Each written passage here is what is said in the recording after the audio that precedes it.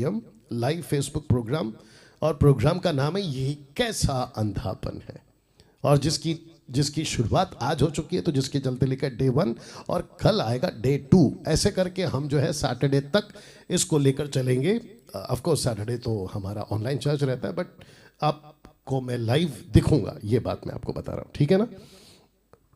Programme का नाम ये कैसा अंधापन, ये कैसा अंधापन, इस नाम के साथ आपके बीच में आज कुछ बातों को रखूंगा। तो फिर से कहता हूं कि आप लोग वॉच पार्टी करें, शेयर करें और दूसरों तक पहुंचाएं, और उम्मीद करता हूं कि आवाज़ भी ठीक है, सब कुछ ठीक है। अब मैं यहां से आगे बढ़ूंगा। तो फेसबुक और यूट्यूब पर ये वीडियो आपको उपलब्ध होगा। जब ये प्रोग्राम भी खत्म होगा तो आप लोग इसको भी शेयर कर सकते हैं।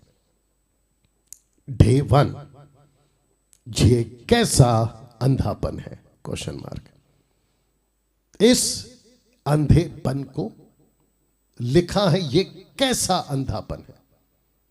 इस अंधेपन को आपके बीच में रखने जा रहा हूं।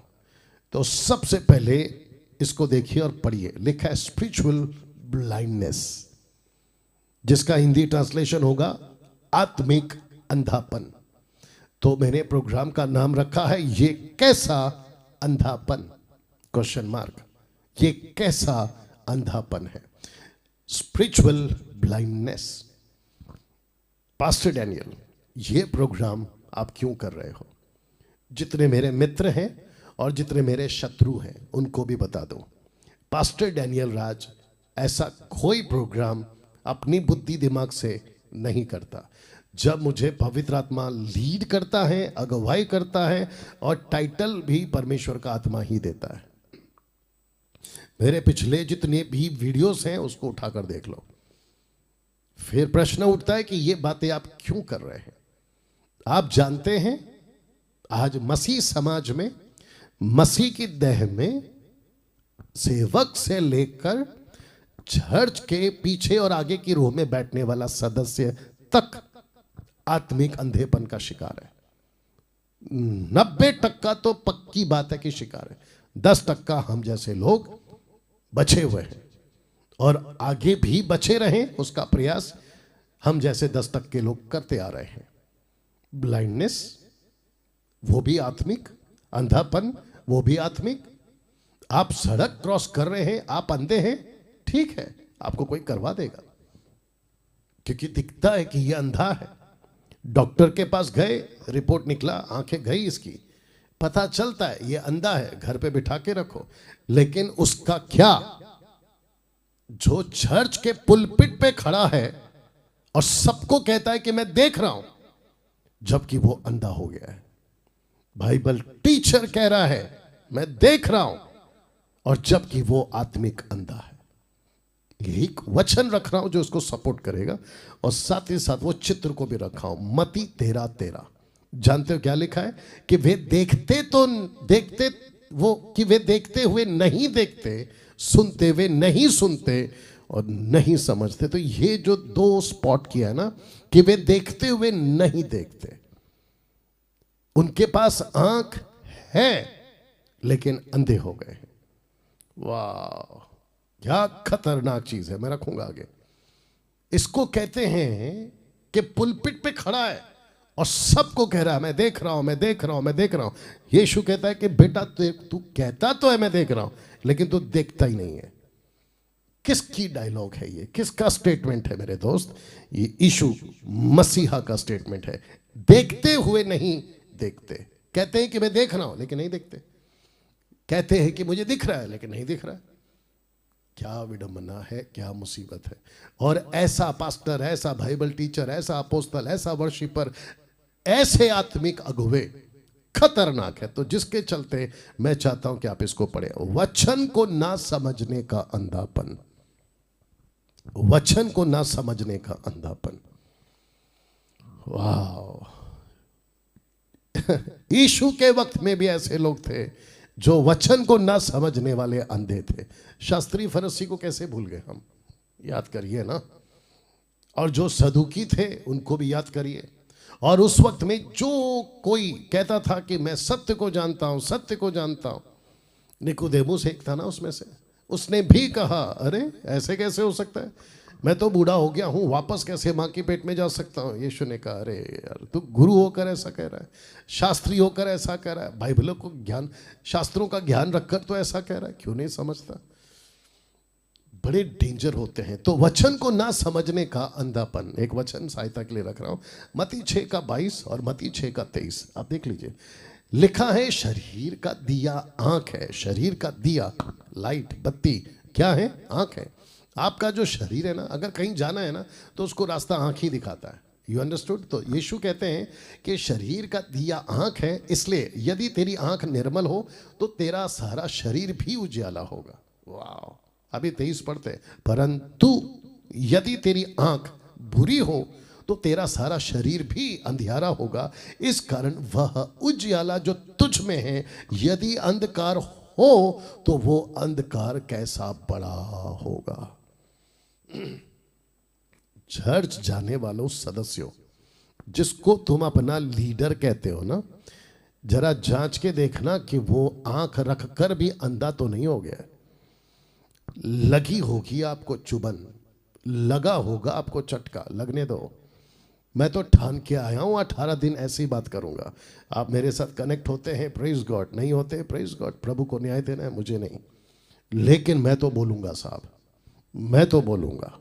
तो यीशु कहता है कि अगर वही उजियाला अगर अंधकार में तब्दील हो गया, कैसा बड़ा होगा। क्या अंधकार? लोगों को लग रहा होगा मेरा पास्टर कितना अच्छा है, मेरा वर्शिपर कितना अच्छा है, मेरा बाइबल टीचर कितना अच्छा है, मेरा ऑनलाइन टीचर कितना अच्छा है, अफ्रीका वाला, अमेरिका वाला, इधर वाला, उधर वाला, ऐसे वाला, वैसे वाला, पैसे वाला। You understand? कहता है क्या बड़ा होगा वो अंधकार। मैं चाहता हूं कि जितने भी सदस्य हैं वो, जितने भी सेवक हैं वो, और जो बाइबल के वचन को प्रचार करते हैं ना, कि कहते हैं कि यस मैं जो बोल रहा हूं सही हूं, मैं आप लोगों के लिए यहां कुछ रखना चाह रहा हूं। आइए देखते हैं 2 तिमोथी 2:15, 2 तिमोथी चैप्टर 2:15 लिखा है कि अपने आप को परमेश्वर का ग्रहण योग्य और ऐसा काम करने वाला ठहराने का प्रयत्न कर जो लज्जित ना होने पाए। किस कॉन्टेक्स्ट में रख रहा हूं, आइए पढ़ते। कहता है जो सत्य के वचन को ठीक से या ठीक रीति से काम में लाता हो, तो इसको कहते हैं इंग्लिश में rightly dividing the word of truth. आपको वचन को डिवाइड करना सीखना होगा। देखिए, इसको हम कहते हैं बाइबल, इसको हम कहते हैं पवित्र शास्त्र, ठीक है ना। इसमें 66 पुस्तक हैं, आगे बताऊंगा आने वाले दिनों में 66 बुक्स हैं। जब इसको आपके हाथों में आती है ना, तो इसको ऐसा नहीं पढ़ना कि ये जो पूरी बाइबल है ये मेरे लिए, नहीं। आपकी पूरी बाइबल जो है ना, ऑफ कोर्स परमेश्वर ने लिखवाई है, लिखी है, लेकिन इसमें मनुष्यों की भी बातें हैं, इसमें शैतान की भी बातें हैं, इसमें परमेश्वर के मुख से निकला वो शब्द है, मनुष्यों के मुख से निकला वो शब्द है। तो पढ़ते वक्त में आपको डिवाइड करना आना चाहिए। तो जिसके चलते लिखा है कि वचन को ठीक रीति से काम में लाता हो।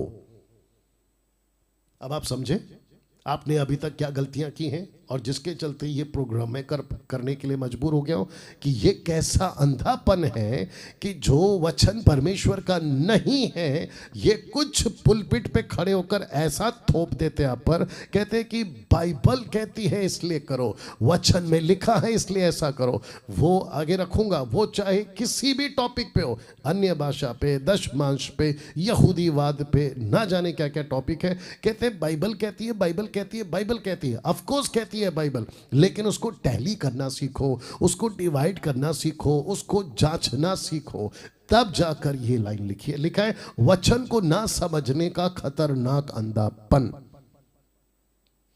आपने नहीं सुना, नहीं पढ़ा, वापस सुन लो, वापस पढ़ लो, वापस देख लो। लिखा है वचन को ना समझने का खतरनाक अंधापन। मैंने इसको खतरनाक क्यों कहा है, मैं आगे भी रखूंगा।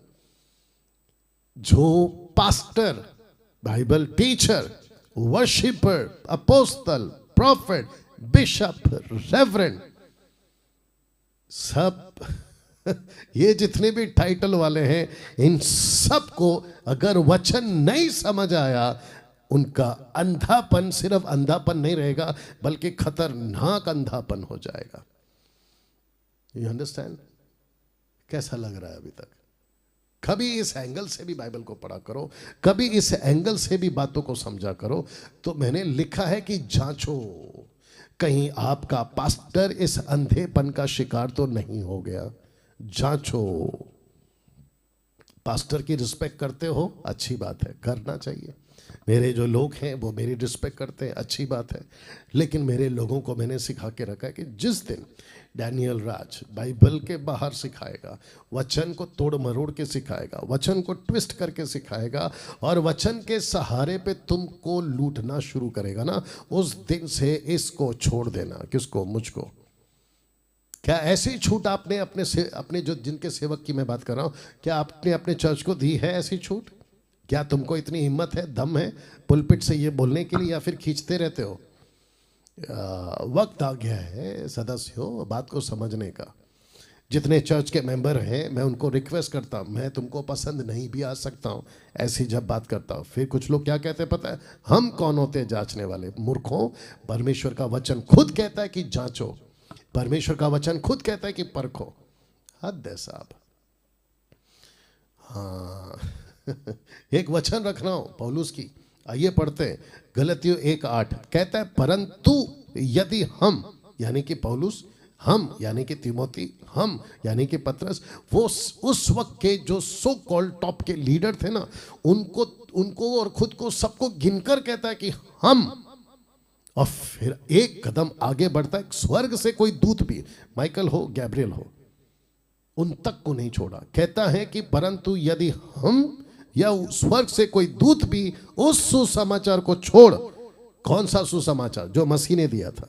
कौन सा सुसमाचार? जो यीशु ने सुनाया था। कौन सा सुसमाचार? जो पवित्र आत्मा उस वक्त में सुना रहा था। कहता है कि उस सुसमाचार को छोड़। सुसमाचार का मतलब क्या है? टीचिंग, प्रीचिंग, यीशु की बातें, राज्य की बातें, उसी को कंक्लूड करके मिलाकर कहता है कि उस सुसमाचार को छोड़ जो हमने तुमको सुनाया, और कोई और सुसमाचार तुम्हें सुनाए, शब्द को पढ़ो, श्रापित है।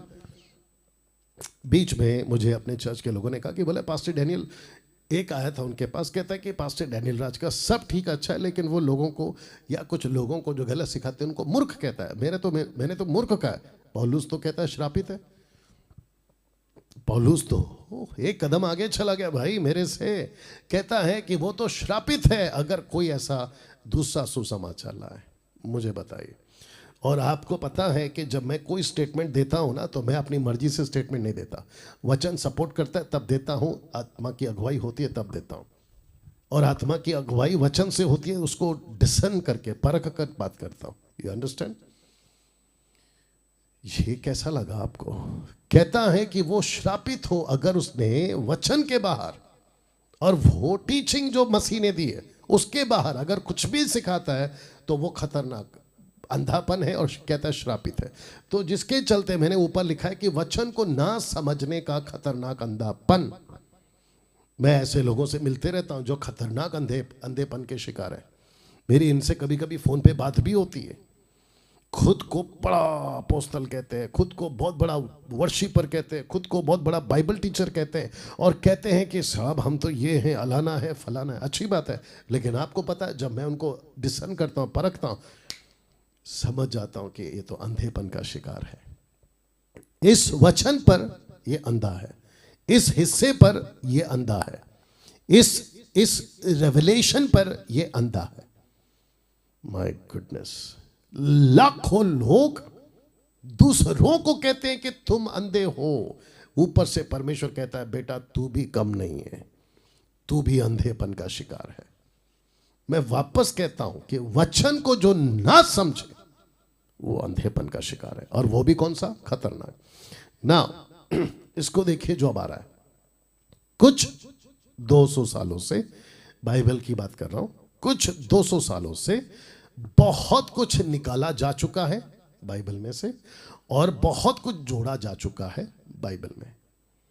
तो निकाला जा चुका है, जोड़ा जा चुका है। आप जानते हैं ना, ऐसी भाषा जिसको कहते हैं रबा रबा शबा शबा, यानी कि जिब्रिश, जिसका कोई अर्थ नहीं है। जो बोल रहा है वो खुद नहीं समझता कि क्या बोल रहा है, और जो सुन रहा है वो भी नहीं समझता कि मैं क्या सुन रहा हूँ, और ऊपर से चिपका देते हैं, कॉपी पेस्ट। 1 कुरिन्थियों 14:2 कहते हैं कि वहाँ लिखा है कि जो बोलता है उसको कोई नहीं समझता। दरअसल वो sarcastic है। पौलुस टॉन्ट मार रहा है, ए भाई तू जो बोल रहा है तुझे खुद को भी समझ में आता है? तू जो बोल रहा है तेरे को खुद को भी समझ में आता है? तब जाकर लिखा है कि जो तू बोलता है ना उसको कोई नहीं समझता। पौलुस ने नहीं कहा कि पूरी दुनिया में कोई नहीं समझता, और ये वही पौलुस है फिर बाद में कहता है कि बिना इंटरप्रेट के कोई बोलना ही नहीं चाहिए। तो पौलुस कैसे खुद के बातों को कॉन्ट्रिक्ट कर रहा है, कैसे खुद के स्टेटमेंट को विरोध कर रहा है, कैसे कर सकता है वो? आप या तो यहां गलत हैं या तो वहां गलत है, या तो यहां सही है या तो यहां सही है। आप एक जगह गलत एक जगह सही कैसे हो सकते हैं पौलुस जी? वो नहीं कर सकता, और ना ही उसने कभी अपने खुद के स्टेटमेंट को कॉन्ट्रडिक्ट किया, कभी नहीं किया। इसलिए पतरस कहता है, दूसरा पत्र 3 अध्याय वचन 16 में कहता है कि पौलुस की बहुत सारी बातें लोगों को समझ में नहीं आती है, इसलिए वो नाश हो गए। वापस कहता हूं, बहुत कुछ जोड़ दिया है, जो भाषा नहीं थी उसको जोड़ दिया। अच्छा, इन मूर्खों की एक और लाइन है, किसकी? जिब्रिश वालों की। कहते हैं कि डैनियल राज आपको पता नहीं है। बोला क्या? बोलते हैं there are 2 kinds of tongues, एक है नोन और दूसरा है अननोन। ए बेटा, कहां से लाते हो तुम लोग ये कॉन्सेप्ट? किस महामूर्ख ने तुम लोगों को ये सिखाया? और ऊपर से तुम भी बन गए महामूर्ख, और जिसके चलते मैंने लिखा है कि जो वचन को ना समझेगा या नहीं समझता है वो खतरनाक अंधेपन का शिकार है। तो जिसके चलते ये लोग कहते हैं कि there are 2 kinds of tongues, known and unknown. ऐसी भाषा जो नहीं समझ आती, ऐसी भाषा जो समझ आती है। अच्छा, इनकी बातें सुनकर इतनी हंसी आती है। कुछ कुछ लोग हैं अपने भारत के अंदर जो ऐसा वीडियो बनाते रहते हैं और उल्टा मेरे को बोलते हैं कि तुम गलत हो। मेरे को तो उनकी वीडियो देखकर उनकी नॉलेज की लेवल कितनी है ना वही पता चल जाता है। बेटा तू तो पक्का पकड़ा गया है अंधेपन के शिकार में, मेरे को देखते ही पता चल जाता है। मुझे जब कोई वीडियो भेजता है ना, कहता है कि देखो डैनियल राज इसने आपके अगेंस्ट में वीडियो बनाई, डैनियल राज ऐसा है वैसा है। मैं देखता हूँ कि भाई कंटेंट क्या है, कंटेंट समझते हैं ना, वो बोल क्या रहा है। जैसे ही पता चलता है टंग्स को लेकर इसका कंटेंट है, मैं उधर ही समझ जाता, गई भैंस पानी में। तो ऐसे लोगों को ना तो मैं सुनता हूँ ना देखता हूँ। तुम चाहे कितने भी बड़े तुर्रम खान हो, तुमने कितनी भी बड़ी आत्माएं परमेश्वर के राज्य के लिए लाखों लोगों को जीता हो, लेकिन तुम अंधेपन के शिकार हो, और बहुत खतरनाक चीज है ये तो ऐसा है ना कि सबको लेकर तो आया मूसा मिस्र से और खुद ही नहीं गया प्रॉमिस लैंड में। ये ऐसा हो जाएगा कि तुम सबको तो ले जा रहे हो, स्वर्ग का रास्ता दिखा रहे हो जिब्रिश को छोड़कर, लेकिन तुम खुद फंसे हो। यही तो यीशु ने मत्ती के 23 में भी कहा कि तुम ऐसे हो ना खुद जाते हो ना दूसरे को जाने देते हो। या मेरे पास में नहीं था टाइम जो मैं इतना सब कुछ रखूं, लेकिन समझदार को इशारा काफ़ी है। तो वापस कहता हूं कि 200 सालों से कुछ निकाला जा चुका है और कुछ जोड़ा जा चुका है। आप जानते हैं ना, प्रकाशित वाक्य 22 का 18-19 में क्या लिखा है? ना तो बढ़ाना है ना घटाना है, ना जोड़ना है ना निकालना है। तुम लोगों की इतनी हिम्मत कैसे हो जाती है? पुलपिट से खड़े, पुलपिट तुम्हारे बाप का राज जागीर है, चर्च तुम्हारा, तुम चर्च के बॉस बन गए और पुलपिट से खड़े होकर कहते हो कि मैं कह रहा हूं वो सही है। पागल, यीशु जो कह रहा है ना वो बता बाइबल में से, तू क्या कहता है वो इंपॉर्टेंट नहीं है हमारे लिए।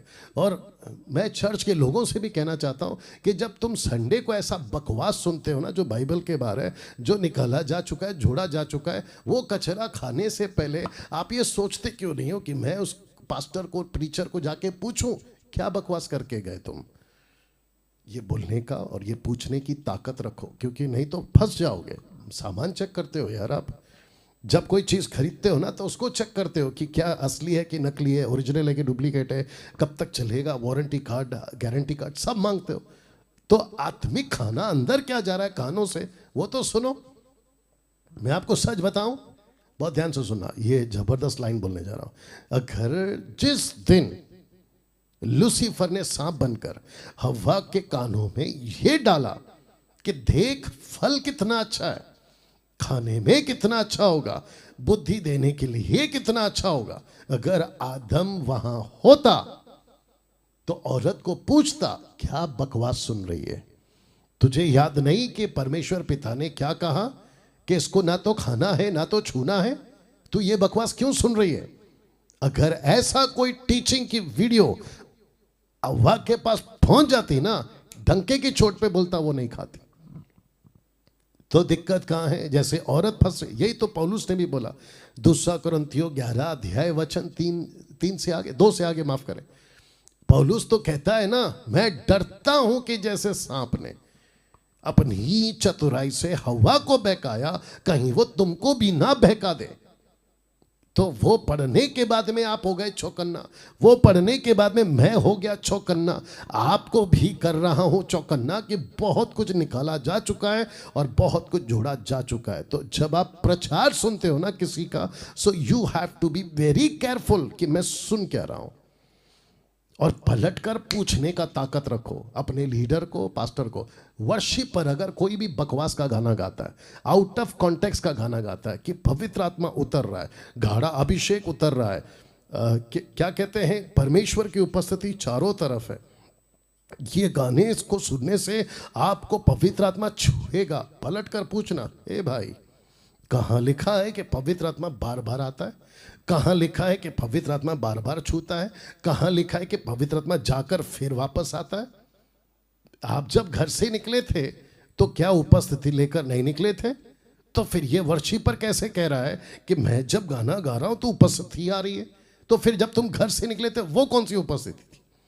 अब आप देख रहे हैं, ये सब कुछ तुम सुनते आ रहे हो और ये सब कचरा तुम खाते आ रहे हो। तो जिसके चलते मैंने लिखा कि 200 सालों से कुछ निकाला जा चुका है और बहुत कुछ जोड़ा जा चुका है।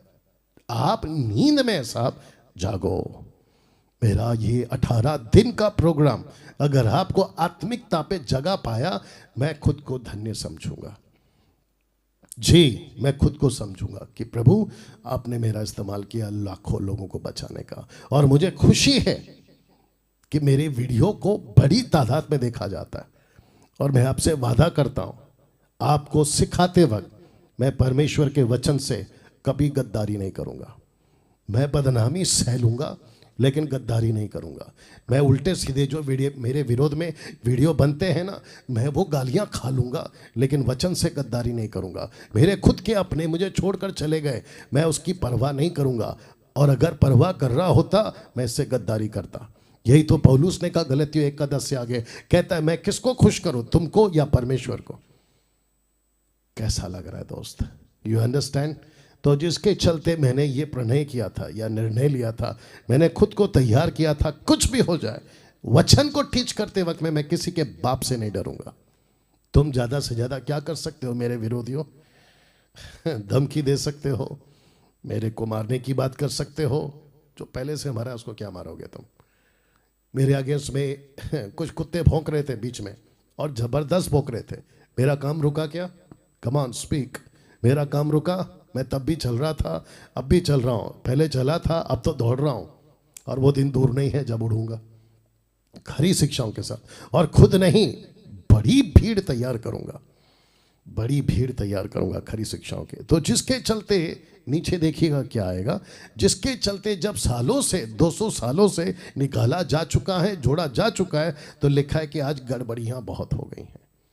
आज गड़बड़ियां बहुत हो गए। किन लोगों की वजह से? इन लोगों की वजह से जिसने 200 साल के अंदर बहुत कुछ निकाल दिया और बहुत कुछ जोड़ दिया। अब उनकी गलत शिक्षाएं जो जोड़ दी, उनकी गलत शिक्षाएं जो निकाल दी, ऐसी बातों को आज जब ये सिखा चुके हैं और ये सीख चुके हैं, ये कंक्रीट बन गया है। कंक्रीट समझते हैं ना, सख्त बन गया है। तो क्या क्या बिगड़ गया है? यीशु को लेकर गड़बड़ी होगी, उद्धार को लेकर गड़बड़ी, पवित्र आत्मा को लेकर गड़बड़ी, वचन को लेकर गड़बड़ी।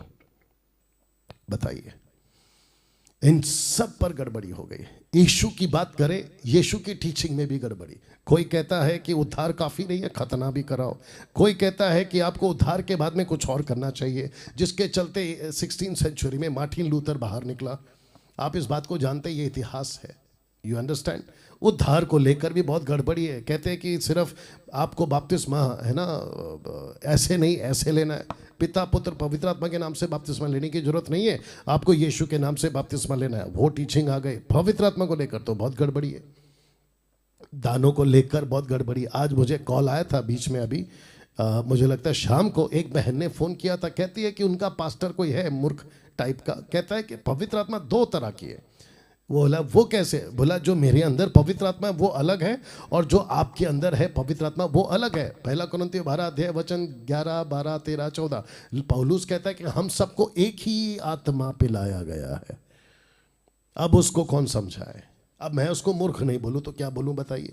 आपको गुस्सा कब आता है पता है? मैं आपको बताता हूँ आपको गुस्सा कब आता है। जब आपको पता चलता है कि एम्बुलेंस वाला दारू पी के एम्बुलेंस चला रहा है, आपको गुस्सा आएगा। जब आपको पता है कि पायलट ने पैसेंजर को बिठा दिया, टेक ऑफ का अनाउंसमेंट कर दिया, लेकिन अंदर बैठ के दारू पी रहा है, आपको गुस्सा आएगा। वैसे ही जो पुलपिट पे खड़ा रह के बकवास करता है ना, जब मैं उनको सुनता तो मुझे गुस्सा आता है।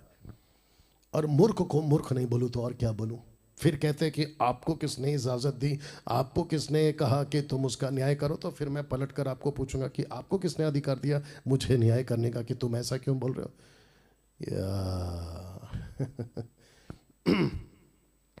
बहुत गड़बड़ है साहब। और आगे रखूंगा मैं, और भी आने वाले दिनों में मेरे साथ में ऐसे ही जुड़े रहें, ठीक है ना? 770 के आसपास आप लोग अभी लाइव हैं मेरे साथ में। आइए, लिखा है कि पहले इन चेतावनियों को समझिए। आइए कुछ चीजों को रख रहा हूं जो चेतावनी के रूप में। Are you ready for this? लूका 17 का 1 कहता है कि तुमको ठोकरें लगेगी। किसने कहा? यीशु ने। माय गुडनेस, यीशु कहता है कि तुमको ठोकरें लगेगी। तो कहता है कौन? मसीहा। ठोकरें लग सकती हैं। दूसरा, मत्ती 7 का 15 कहता है झूठे भविष्यवक्ता से तुम सावधान रहो। ये चेतावनी के शब्द है साहब। फिलिपियो 3 का 2 कहता है कुत्तों से, ब्रैकेट में सेवक क्योंकि कॉन्टेक्स्ट में सेवक है, कुत्तों से चौकस रहो। ऊपर लिखा है ठोकरें लगेंगी, बीच में लिखा है कि सावधान रहो, तीसरा कहता है कुत्तों से चौकस रहो। ये सब नहीं पढ़ते हो? ये सब नहीं दिखता है क्या? मैंने बोला था ना, ये साल का पहला वचन। आशीष दिखता है, सुख विलास दिखता है, ये नहीं दिखता है।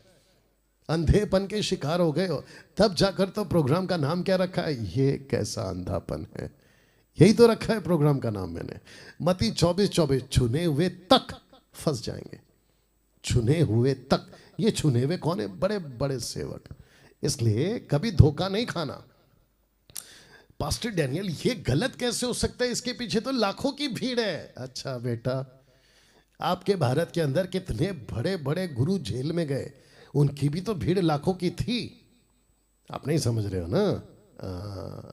तो इनके भी तो लाखों की भीड़ है, और इनके हाथों से तो चमत्कार होता है। चमत्कार क्या चीज़ है? परमेश्वर चमत्कार चुटकियों में कर सकता है आपके भी द्वारा। चमत्कार के चक्कर में अंधे नहीं हो जाना, चमत्कार के चक्कर में धोखा नहीं खाना। और आपको भी ये भी पता है कि परमेश्वर भी चमत्कार करता है, दुष्ट आत्माएं भी चमत्कार करती हैं।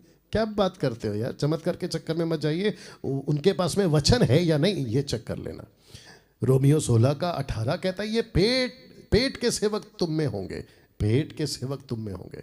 ऊपर कहता है ठोकरें लगेगी, बीच में कहता है सावधान रहो, कुत्तों से चौकस रहो, छुने हुए तक फंस जाएंगे, और पेट के सेवक आएंगे। अब इसको देखो, फाड़ने वाले भेड़िए तुम में आएंगे। इन सब का क्या करना है फिर? इनको नजरअंदाज करें। और ये आएंगे कहां से? आप ही के बीच में और मसीह के बीच में। मसीह के ही होंगे ये लोग। कैसा लग रहा है दोस्तों? पास्टर डैनियल अगर ये सब ऐसी हरकत कर रहे हैं तो क्या प्रभु इनको रोक नहीं सकता है? क्या पवित्र आत्मा इनको रोक नहीं सकता है? क्या हम इनको क्या कहते हैं, परख कर इनसे दूर नहीं हो सकते हैं? हो सकते हैं। यही तो मैं प्रचार कर रहा, परखो और दूर हो जाओ। लेकिन आपका ये भी प्रश्न होगा प्रभु इनको रोकता क्यों नहीं है? आइए ये पढ़ते हैं फिर आपके लिए। प्रकाशित वाक्य 22 का 11। जो अन्याय करता है वो अन्याय ही करता रहे, जो मलिन है यानी कि अशुद्ध वो मलिन ही बना रहे, जो धर्मी है वो धर्मी बना रहे, जो पवित्र है वो पवित्र बना रहे। वचन 12 को पढ़ना। देख मैं शीघ्र आने वाला हूँ, हर एक के काम के अनुसार बदला देने के लिए प्रतिफल मेरे पास है। इसका मतलब क्या पता है? अन्याय वाले को वो नहीं रोकेगा, मलिन वाले को वो नहीं, मलिन का इंग्लिश ट्रांसलेशन है फिल्थीनेस, गंदगी से भरा हुआ, उसको नहीं रोकेगा। जो धर्मी है उसको भी नहीं रोकेगा कि या शाबाशी देगा, अच्छा करे, नो।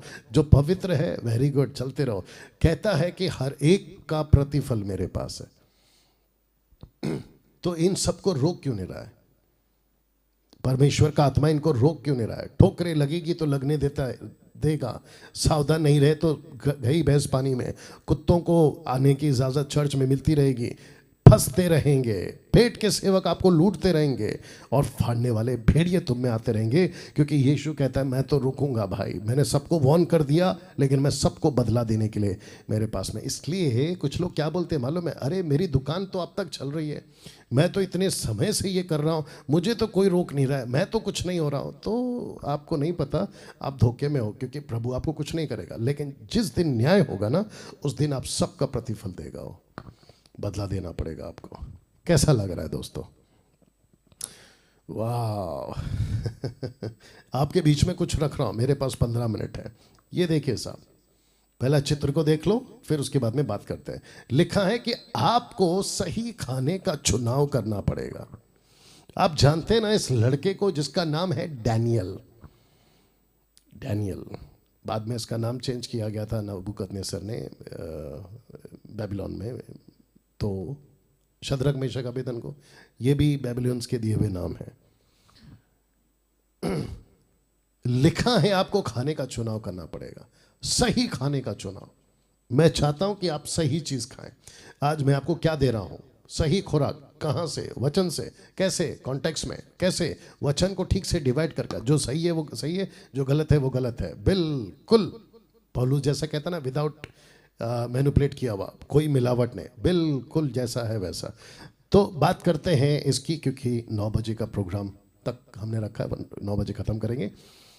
दानियल ने कहा 3 साल तक का शर्त था, 3 साल तक इनको अच्छा खिलाओ, 3 साल तक इनको अच्छा सिखाओ, 3 साल तक इनको बुद्धिमान बनाओ। तो ये जो लीडर था, इसने कहा कि जब सब खाना खा रहे हैं, राजा का तय किया हुआ खाना, राजा का तय किया हुआ मेन्यू, आप क्यों नहीं खा रहे हैं? आप बाकी चीज की डिमांड क्यों कर रहे हैं कि हम ये नहीं खाएंगे, वो नहीं खाएंगे? तब दानियल कहता है कि हम नहीं खा सकते, हम नहीं खा सकते बॉस, हमको जो चाहिए और जो सही खाना है वो दीजिए। बोला फिर मैं तो फंस जाऊंगा, आपको तो फिर दिक्कत हो जाएगी। और ऊपर से देखिए इनका एटीट्यूड देखो, किसका? दानियल का। ऊपर से आए हैं गुलामी में, गुलामी की जंजीरें हैं इनके ऊपर, इनकी लिस्ट में इनका नाम है गुलामी की लिस्ट में। उसके बावजूद देखो तेवर कैसे, कहते हैं हम नहीं खाएंगे तेरा खाना। जैसे शद्रक मेशक अबेदनगो ने कहा अरे हम नहीं झुकेंगे तेरे मूर्ति के आगे, वैसे ही दानियल ने कहा हम नहीं खाएंगे तेरा खाना, तेरा खाना खा के हम अपने आप को खराब नहीं करेंगे, आप पवित्र नहीं बनेंगे। बोला फिर, बोला हम जो तय करेंगे वो खिलाओ।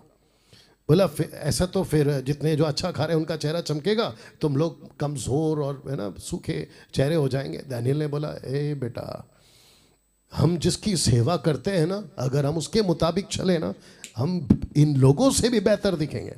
बोला चलो एक काम करते, 10 दिन का टेस्ट लेते हैं।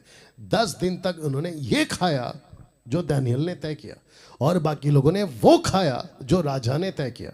आपको पता है वचन कहता है, पहला अध्याय पढ़ लेना, कहता है कि तीनों चारों के चेहरे उन लोगों से ज़्यादा चमक रहे थे, ज़्यादा चमक रहे थे।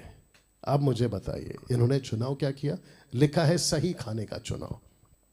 बाइबल में परमेश्वर अपने वचन को है ना खाना कहता है, रोटी कहता है, या दूसरे शब्दों में फूड कहता है। मैं रख रहा हूं आपको। आपने कभी ये चित्र पे ध्यान दिया? प्रकाशित वाक्य 3:20 में कहता है कि देख मैं द्वार पर खड़ा हुआ खटखटाता हूं, यदि कोई मेरा शब्द सुनकर द्वार खोलेगा। उसके आगे कभी नोट किया क्या लिखा है? आइए पढ़वाते हैं। लिखा है तो मैं उसके पास भीतर आकर उसके साथ भोजन करूंगा और वो मेरे साथ। तो इसका मतलब क्या है? आपको आत्मिक खाने का चुनाव करना पड़ेगा और आपको वो खाना खाना पड़ेगा जो खाना यीशु देता है। क्या बात है, ताली बजनी चाहिए यहां पे। कैसा लग रहा है अभी तक? मैं फिर कहता हूं आपको यीशु वो खाना देगा, और यीशु कहता है मैं भी खाऊंगा, मैं भी खाऊंगा, आगे रखूंगा एक गजब का प्रकाशन। वाह, आपने कभी ये तय किया, आप जब बकवास खाते हैं ना पुलपिट से, ऑनलाइन प्रीचर से, आप जब खाते हैं आप बिगड़ते हैं। अच्छा, कुछ लोग कहते हैं कि पास्टर डैनियल हम तो 10-10 साल से सुन रहे हैं, 20-20 साल से सुन रहे हैं, हमको तो बड़ा अच्छा लग रहा है। अच्छा बेटा, जब इतना सुन रहे हो तो फिर प्रार्थना निवेदन क्यों बांटते रहते हो दूसरों को? जब इतनी अच्छी अच्छी टीचिंग आई है ना, तो प्रार्थना निवेदन क्यों बांटते हो? दूसरों के सामने भीख क्यों मांगते हो? प्रार्थना कर दो, प्रार्थना कर दो। क्यों? उनकी टीचिंग ने तुमको मजबूत खड़ा होना नहीं सिखाया? मसीह मंथन के लीडरों को देखो, मसीह मंथन के फॉलोअरों को देखो, खरी शिक्षाओं के फॉलोअरों को देखो। एक भी व्यक्ति मेरे को कॉल करके नहीं कहता कि पास्टर जी मेरे लिए प्रार्थना करो, जिनको हमने तैयार किया है। बताओ, सब अपने पैर पे खड़े, बैसाखी लेके नहीं चलते ये लोग। ये अपाहिज नहीं है जिनको हम सिखा रहे हैं। पास्टर डैनियल, आपकी बातों को सुनकर ऐसा लगता है कि आपको आपकी टीचिंग पे बड़ा घमंड है। ले भाई, मेरे को घमंड है तो बाइबल खुद कहती है ना यिर्मयाह 9:23 में कि जिसको घमंड करना है वो घमंड करे। किस पे? कि वो परमेश्वर को जानता है।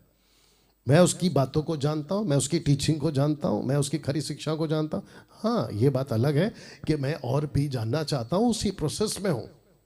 और अगर मैं सही कर रहा हूं, मैं सही सिखा रहा हूं, तो मेरे को तो बाइबल लाइसेंस देती है कि घमंड करो, और मैं करूंगा। जब तुम उल्टी सीधी हरकतें करके ताव में रहते हो, तो मैं सही चीजें करके ताव में क्यों नहीं रहूं? आते हैं टॉपिक के ऊपर। लिखा है कि मैं उसके साथ खाना खाऊंगा। यीशु आपको वो खाना खिलाना चाहता है जो उसका मेन्यू में है। बकवास का खाना नहीं खिलाएगा। लिखा है क्यों कहा, लिखा है क्यों कहा कि जीवन की रोटी मैं हूं।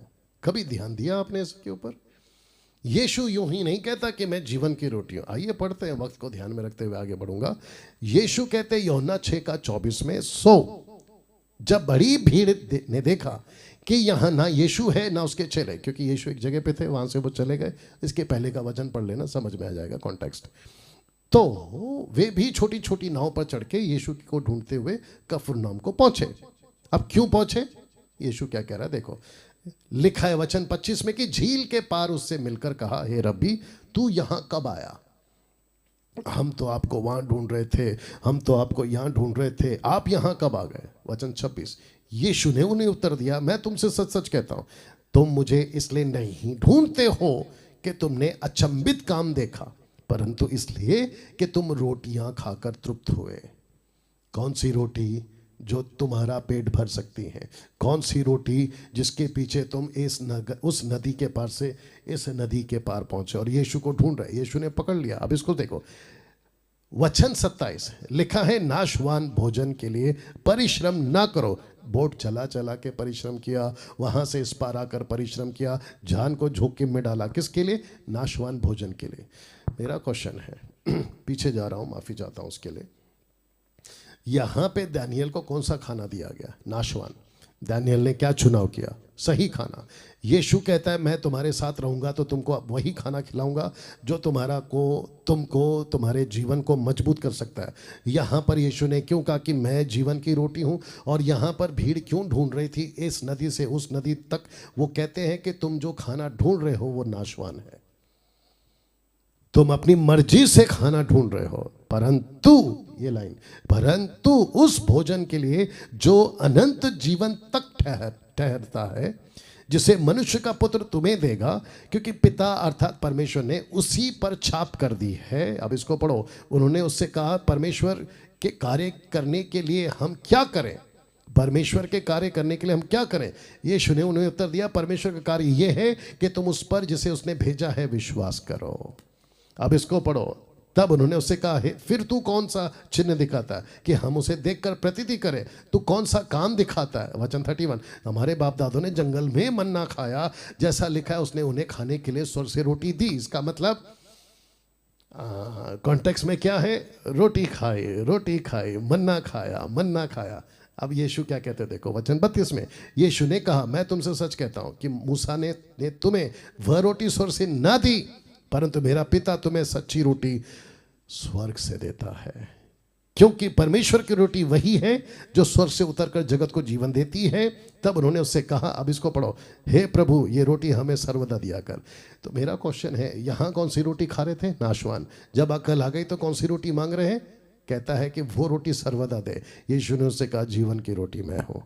क्या बात है दोस्तों, जीवन की रोटी मैं हूँ आपके। जीसस क्राइस्ट, इस वक्त आप जब ये प्रोग्राम देख रहे हैं ना, तो आपको ये रोटी मिल रही है। ये रोटी यहां से नहीं जा रही है, ये रोटी यहां से जा रही है। जो रोटी यहां से जाती है ना, आपको नाश करती है। नाश मतलब नाश, बोला ना, नाश होने वाला भोजन के पीछे जा रहे हो। अभी इसके चक्कर में कल से रोटी खाना बंद नहीं करना, मैं वो नहीं कह रहा हूं, लेकिन जो यहां से जाती है, कहता है वो जीवन देती है। यही तो लिखा है। आप अभी इस वीडियो को देख रहे होगे, यही तो जीवन की रोटी है। यही तो प्रभु कह रहा है, जो मेरे पास आएगा वो कभी भूखा ना होगा, जो मुझ पर विश्वास करेगा वो कभी प्यासा ना होगा। कैसा लग रहा है? मेरे पास में 5 मिनट और है, मैं आपको और एक कॉन्सेप्ट समझाता। तो ये रोटी का कॉन्सेप्ट समझ में आ गया। यीशु ने खुद को चरवा क्यों कहा? वाह, यीशु ने खुद को चरवा क्यों कहा? आपने कभी ध्यान दिया? यीशु कहता है मैं चरवा। आइए पढ़ते हैं यूहन्ना 10:11। अच्छा चरवा मैं हूं, अच्छा चरवा भेड़ों के लिए अपना प्राण देता है। तो यीशु ने खुद को चरवा कहा। ऐसा क्यों? और वो भी न्यू टेस्टमेंट में, और वो भी किसके सामने? ऐसे लोगों के सामने जिनकी जनरेशन ऐसे लोगों की थी जो भेड़ बकरी चराते थे, उनके ऊपर चरवा होता था। और परमेश्वर ने खुद को, अपने आपको उनके ऊपर चरवा नियुक्त किया था। कहां रख रहा हूं? हेजेकिएल 34:10, 34:10। परमेश्वर यहोवा यूं कहता है, देखो मैं चरवाहों के विरुद्ध हूं। अब आई समझ में बात? क्यों? अंधा बना रहे हैं। मैं भी विरोध में हूं। किसके? ऐसे लोगों के जो गलत सिखा रहे हैं, और खास करके जिब्रिश वालों के। लिखा है मैं चरवाहों के विरुद्ध हूं, मैं उनसे अपनी भेड़ बकरियों का लेखा लूंगा। याद रखो, जितने सेवक अभी मुझे सुन रहे हैं, जितने पास्टर्स मुझे सुन रहे हैं, मैं खुद को भी इंक्लूड कर रहा हूं उसके अंदर। अगर आपने परमेश्वर की कलीसिया को वचन के अनुसार नहीं खिलाया, वचन के अनुसार नहीं चलाया, आपको एक एक मेंबर का हिसाब देना है। आप जो दशमांश के नाम पे लोगों को लूटते हो ना हर महीना, उसका एक एक हिसाब देना पड़ेगा आपको। आप जो बोलते हो ना लोगों को धोखे में रख के, मैं प्रभु का दास हूं, मैं याजक हूं, कहां से लाते हो ये टीचिंग? तुम डब्बे में डालो। याजक? तुम लेवी के गोत्र से हो क्या? तुम अन्य जाति हो भाई? तुम्हारा क्या कहते हैं, 4 पीढ़ी से कहां से आए पता लगाओ। राकेश शर्मा, अनिल वर्मा, पता नहीं कहां से आए तुम। You understand? आप लेवी नहीं है ना, आप अन्य जाति हैं। खुद को याजक कैसे बना लिया? और जो पहला पत्र 2 अध्याय का वचन 9 में है ना, वो याजक पद अलग है, वो बात अलग है। वो चुना हुआ पदधारी, चुना हुआ याजक है, वो नहीं जो तुमने ओल्ड टेस्टमेंट से खुद को जोड़ा है। ओके, लिखा है लेखा देना होगा उनको, फिर उन्हें चराने ना दूंगा। मैं उस पास्टर को जो गड़बड़ी करता है ना, मैं उसको चर्च को चलाने ना दूंगा। आपको पता है आजकल क्या हो रहा है? ध्यान से सुनो, वक्त है मेरे पास। कुछ लोग कुछ चर्च को छोड़कर मसीह मंथन से जुड़ रहे हैं, तो उन लोगों को तकलीफ हो रही है। यही तो लिखा है, मैं उनको चराने नहीं दूंगा। इसका मतलब क्या है? प्रभु कहता है कि जो मेरी आवाज़ सुनेगा, जो मेरी आवाज़ सुनेगा, देख लो फोटो, जो मेरी आवाज़ सुनेगा, जो मेरी आवाज़ सुनेगा, मैं उसके साथ भीतर आऊँगा। डैनियल राज जैसे लोगों की वीडियो दिखाऊंगा, डैनियल राज जैसे 10 टक्काओं की खरी शिक्षा सुनाऊंगा, और मैं उनको अपने भेड़ों को फिर से चराने नहीं दूंगा, नहीं दूंगा, चराने नहीं दूंगा। और मैं उन सबको कहना चाहता हूं जो चर्च को छोड़कर मसीह मंथन को फॉलो कर रहे हैं, किसी के बाप से नहीं डरना। परमेश्वर ने ऐसी तैयारी की है, मैयत से लेके, शादी से लेकर, डेडिकेशन से लेके, बैप्टिज्म से लेके, आपका हर चीज़ जो है मसीह मंथन करेगा। आपका बड़ा भाई या छोटा भाई यहाँ बैठा है, नहीं चिंता करना, क्योंकि इस दास का बाप ऊपर बैठा है। या उनको फिर चराने ना दूंगा, वे फिर अपना पेट भरने ना पाएंगे। अब आपको समझ में आ रहा होगा। मैं अपनी भेड़ बकरियां उनके मुंह से छुड़वाऊंगा कि आगे के वे उनका आहार ना हो। अब इसको पढ़ो, मैं उन्हें अच्छी चराई चराऊंगा, मैं उनको अच्छा खाना खिलाऊंगा। आ गया ना खाना वापस। तो डैनियल ने क्या चुनाव किया? सही खाना। मैं आपको यही कह रहा हूं, 2023 में सही चुनाव करो। कौन से पास्टर से खाना खाना चाहते हो? चुनाव करो। कौन से प्रीचर से खाना खाना चाहते हो? चुनाव करो। कौन से पुलपिट से खाना खाना चाहते हो?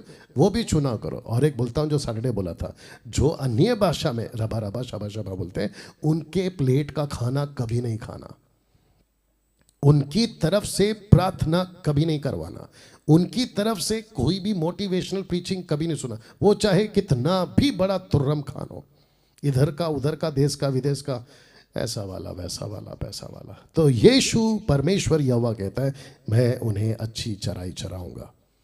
परमेश्वर खुद कहता है, मैं चराऊंगा। इजराइल के ऊंचे पहाड़ों पर उनकी चराई मिले, उनको चराई मिलेगी, वहां मैं अच्छी हरियाली में बैठा करेंगी।